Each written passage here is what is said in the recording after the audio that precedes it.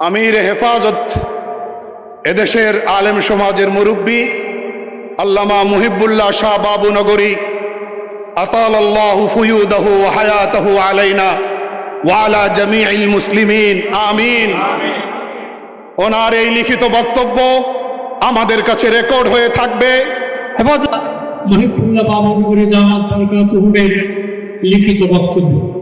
ইসলাম বাংলাদেশ একটি রাজনৈতিক সর্ববৃহৎ ইমানি সংগঠন হলো, এর সাথে যে সকল ইসলামী রাজনৈতিক দল রয়েছে তাদের সবার নিকট আমার সুস্পষ্ট পরামর্শ হচ্ছে, আগামী নির্বাচনে এমন কারোর সাথে জোটবদ্ধ হওয়ার চিন্তা করবেন না, যাদের বিষয়ে আমাদের বুজুর্গানে দিন ও পূর্বপুরুষেরা আমাদেরকে সতর্ক করে গেছেন এবং তাদের ভ্রান্ত আকীদা বিশ্বাস সম্পর্কে অনেক বই পুস্তক লিখে গেছেন।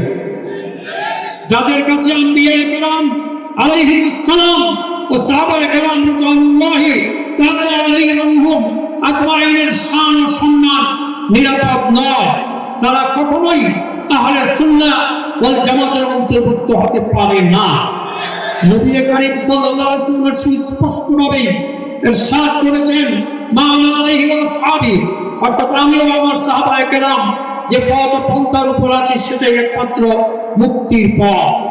সহিহ আকীদার সব ইসলামী দল যদি এক হতে পারত তাহলে সেটাই সবচেয়ে ভালো হতো, এবং এরকম আহ্বান ইতিপূর্বে আমি করেছি, কিন্তু আমার এই আহ্বানে সাড়া দেওয়ার মতো তেমন কোনো পরিবেশ এখন পর্যন্ত তৈরি হয়নি।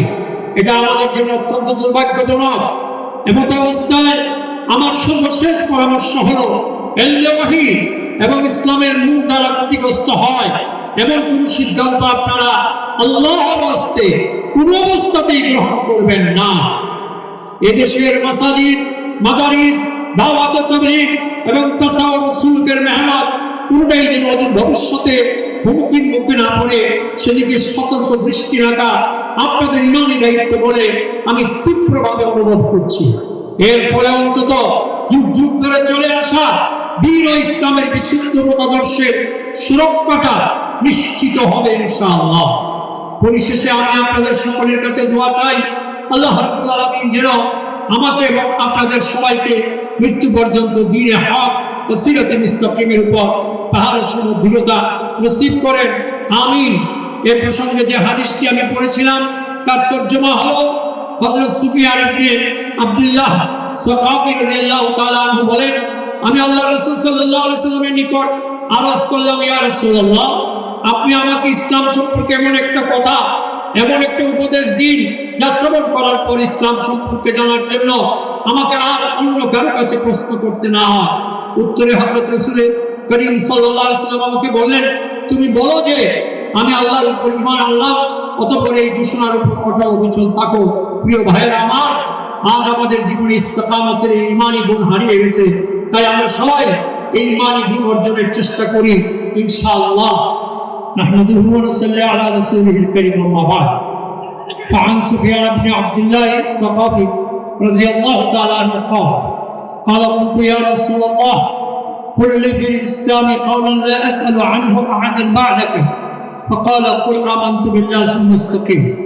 সম্মানিত সভাপতি, উপস্থিত উলামায়ে কেরাম, বুজুর্গানে দ্বীন, জাতীয় নেতৃবৃন্দ, সাংবাদিক ভাইরা, আমি সর্বপ্রথম আল্লাহ রাব্বুল আলামিনের শুকরিয়া আদায় করি এবং দেশ ও জাতির সংকটময়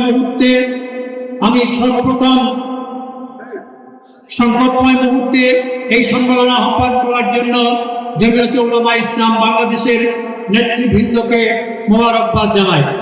হাজিরিনে কেরাম, আজ আমরা এক কঠিন সময় পার করছি।